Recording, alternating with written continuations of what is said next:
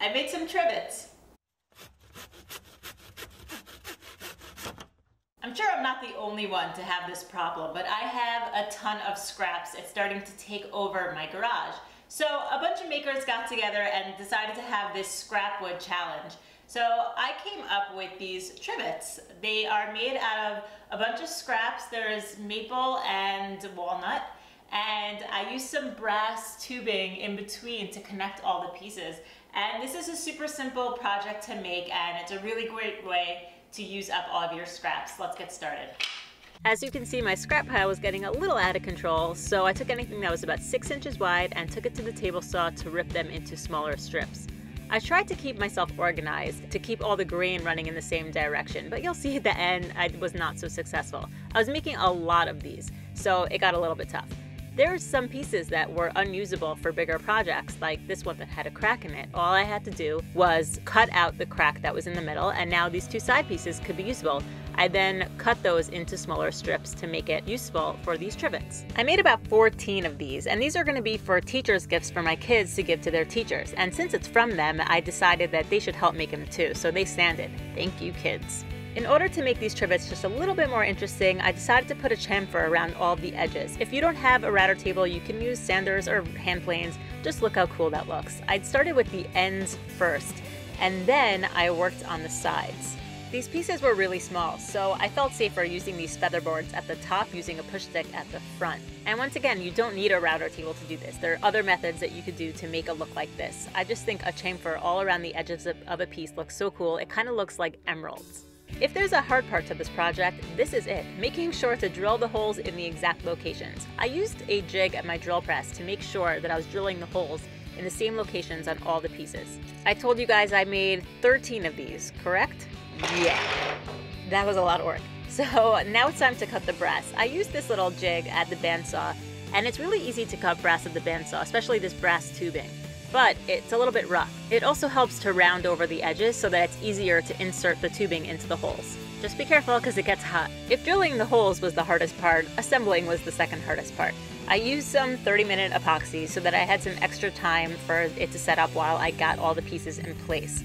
Remember in the beginning of the video when I put some green tape on the pieces to try to keep them together? This happens to be the only board that I had the grain running in the same direction, and I was really excited about it until then. This was a really devastating moment, but I figured I could keep going on and I could just attach that piece with epoxy and nobody will ever know that there was ever a crack on it, unless you watch this video. So I just kept going on, and getting them to be evenly spaced was a little bit finicky. Maybe I should have made a jig, but since none of them were really the same sizes, I would have had to make a separate jig for all of them, and that would have been really annoying. These bigger, thicker ones were definitely easier to assemble than the thinner ones. And when assembling these, the epoxy gets everywhere. I found the best way to clean it up is to use some alcohol. You just rub it on and it cleans the wet epoxy right up. After they were all cleaned up, my kids picked which ones they wanted to give to their teachers, and I told them to just write their names or their teachers' names, but my daughter decided to write a whole note. Then I used this Dremel stylo to carve out their letters. This tool was so perfect for this job. There's no way that I would be able to do this with a router. The letters are way too small, it's way too fine, and it's so comfortable to hold. It feels like you're holding a pen and you're just writing in the wood and it engraves it into the wood. I really like using this. It's not something that I'm going to use every day, but I'm really happy that I have it in my shop now. I just love how this adds such a personal touch to these projects, and I'm really happy with how it came out. I mean, look at how small those letters are. There's no way I could have done that with a router. After that, my minions got to sanding all the pieces, and then I sprayed them with a couple coats of lacquer.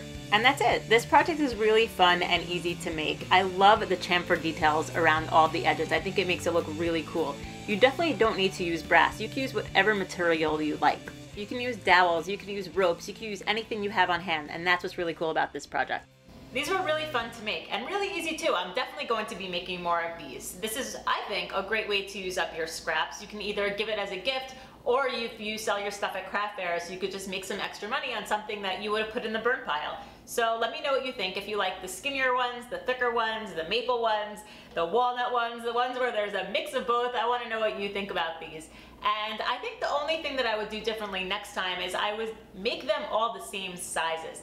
This one is thick, this one is thin, which means that I had to set up my machines differently for each size. If I would have prepared all the pieces to be the same size beforehand, I would only have one setup for my machines, and it would have made the process a lot quicker and smoother. So that's the only thing I would do differently, and I'm very happy with how these came out.